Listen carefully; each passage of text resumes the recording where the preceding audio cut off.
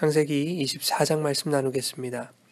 아브라함이 나이가 많이 들었고 아들 이삭의 배필을 찾기 위해서 자신의 종에게 맹세를 하게 합니다. 이 종은 이전에 아브라함이 자식이 없을 때에 후사로 삼으려고 했던 엘리에셀로 보여집니다. 아브라함이 엘리에셀에게 맹세하게 한 내용을 보면 이삭의 아내가 될 여인을 가나안 땅에 거주하는 여인 중에서 택하지 말고 아브라함의 고향 즉 갈대아 우르에서 택해야 된다라는 것이었습니다. 혹여 그 여인이 따라오려고 하지 않는다고 하더라도 이삭을 절대로 갈대아 우르로 데리고 돌아가면 안 된다라는 것이었습니다. 물론 아브라함은 여호와의 사자가 엘리에셀보다 앞서 가실 것이니 걱정하지 말라고 그렇게 안심을 시킵니다. 엘리에셀이 낙타와 여러 가지 폐물들을 가지고 길을 떠났고 드디어 메소포타미아 나홀의 성에 도착했습니다. 때마침 저녁이었고 여인들이 물을 기르러 나오는 시간이었습니다. 엘리에셀이 하나님께 증표를 구하죠. 내가 우물 곁에 서 있다가 물 깃는 여인에게 물 한 잔을 청했을 때 마시라고 내어줄 뿐만 아니라 낙타들에게도 마시게 하면 그 여인이 이삭의 배필인 줄 알겠습니다. 그런데 그런 여인이 진짜로 나타났고 그녀의 출신을 따져보니까 아브라함의 동생 나홀의 아들 부두엘의 딸이었습니다. 엘리에셀은 이 모든 일이 순적하게 이루어짐을 보면서 여호와 하나님께 머리 숙여 경배합니다. 이렇게 말하죠. 나의 주인 아브라함의 하나님 여호와를 찬송하나이다. 나의 주인에게 주의 사랑과 성실을 그치지 아니하였사오며.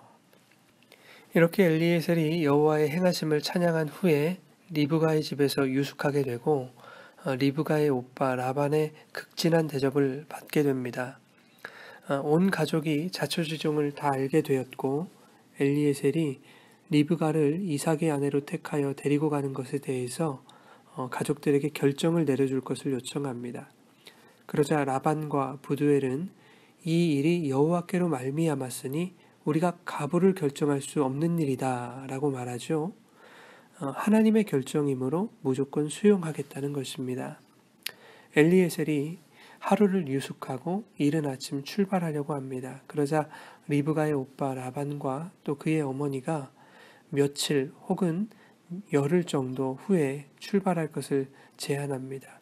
그러나 엘리에셀은 이 일이 여호와의 일이므로 만류하지 말 것을 요청하였고 당사자인 리브가 또한 지금 출발할 것에 동의를 하게 됩니다. 그렇게 출발하려는 리브가에게 오빠 라반이 축복하죠. 너는 천만인의 어머니가 될지어다. 내 씨로 그 원수의 성문을 얻게 할지어다. 이렇게 오빠 라반의 축복을 받고 리브가 일행은 출발하게 됩니다. 한편 들에서 배회하던 이삭이 멀찌감치 보이는 낙타를 발견하고 리브가 일행에게로 다가갑니다. 그러자 리브가가 너울을 가지고 자기의 얼굴을 가렸고 이내 둘은 첫 만남을 가지게 되었습니다. 이삭이 리브가를 인도하여 그의 어머니 사라의 장막으로 들였고 아내로 맞이하여 그녀를 사랑했습니다. 그리고 이삭은 어머니를 장례한 후에 위로를 얻었다라고 성경은 기록하고 있습니다. 오늘 본문 말씀에서 생각해 볼 부분은 왜 가나안 여인이 이삭의 아내가 되면 안 되었는가? 아브라함의 고향 출신의 여인이 이삭의 배필이 되어야 했음에도 불구하고 아브라함은 왜 이삭이 갈대아 우르로 가는 것을 맹세를 하게 하면서까지 금했는가 하는 부분입니다. 이 부분만 한번 생각해 보도록 하겠습니다.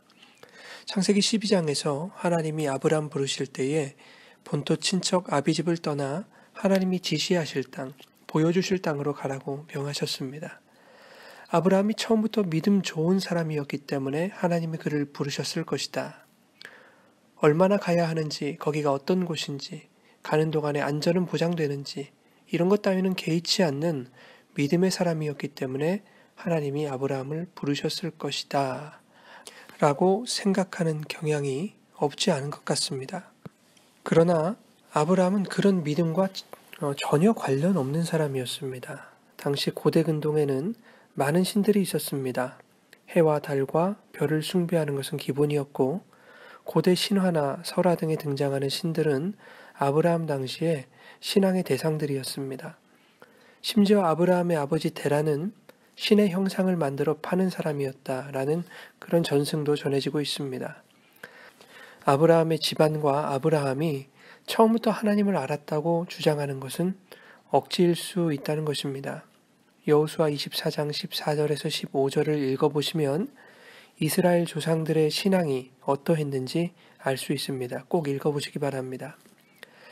아브라함이 믿음이 좋아서 하나님이 그를 택하신 것이 아니라 하나님이 누구신지도 모르고 믿음이 무엇인지도 모르는 아브라함을 하나님이 선택하셔서 그로 하여금 하나님이 누구신지 알게 하시는 것이 창세기 12장 이후의 이야기입니다.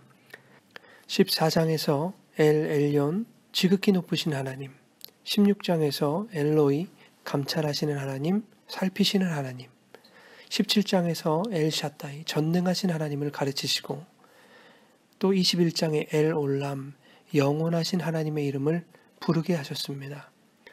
또한 믿음 없는 그를 택하셔서 그에게 믿음을 허락하심으로써 믿음의 출발은 인간으로부터 시작되어 인간의 순종으로 완성되는 것이 아니라 믿음은 하나님으로부터 시작되어 독생자의 순종으로 완성된다는 것을 알게 하시는 것입니다.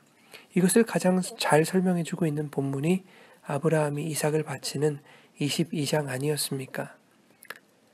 아브라함이 원래 믿음이 좋았다고 성경이 말하지 않습니다.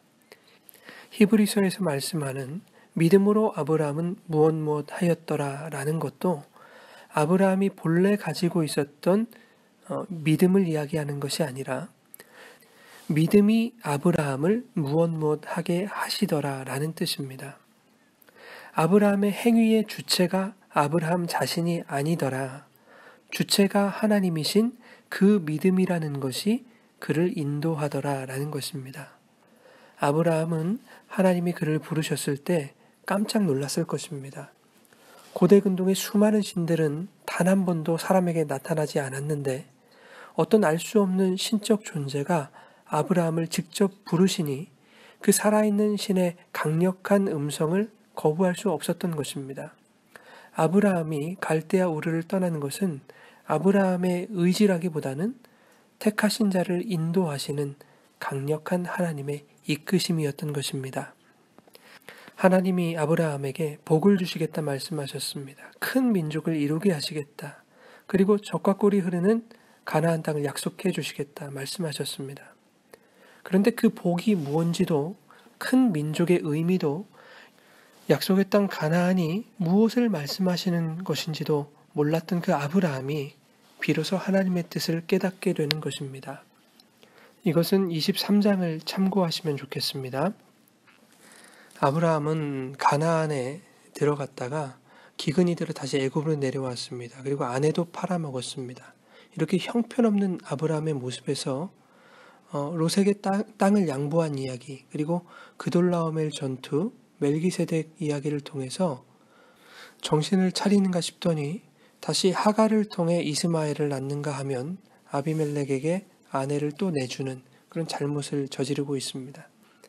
이렇게 기복이 심한 아브라함의 인생이었습니다. 그러나 아브라함은 그러한 자신의 연약한 인생 속에서 당신의 약속을 신실하게 이루어 가시는 그 하나님을 발견하게 되는 것입니다. 자신의 연약함, 인간의 죄됨과는 상관없이 하나님은 당신의 언약을 성실하게 수행하시는 하나님이시다. 그 하나님을 알게 되니 하나님의 뜻도 깨닫게 되는 것입니다. 하나님의 백성은 내가 이미 하나님이 약속하신 그 땅에 살고 있음을 확신하는 것입니다. 물론 하나님이 계획하시고 이루시는 성, 새 하늘과 새 땅이 아직 도래하지는 않았지만 임마누엘 주님과 동행하며 성령의 인도하심 속에 살아가는 이곳이 바로 천국임을 고백할 수 있어야 합니다. 그 주님과 그 성령과 함께하면 이 세상도 약속의 땅인 것입니다. 그러나 주님 없는, 성령 없는 이전의 땅으로 돌아가면 하나님이 약속하신 복에서 멀어지는 것입니다.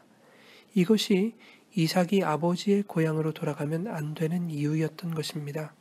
당연히 리브가도 그 땅에서 떠나와야 하는 것이죠. 여러분, 우리가 살아가는 이 세상은 죄악에 찌든 말 그대로 세상의 땅이 될 수도 있고 하나님이 우리에게 허락하신 약속의 땅이 될 수도 있습니다.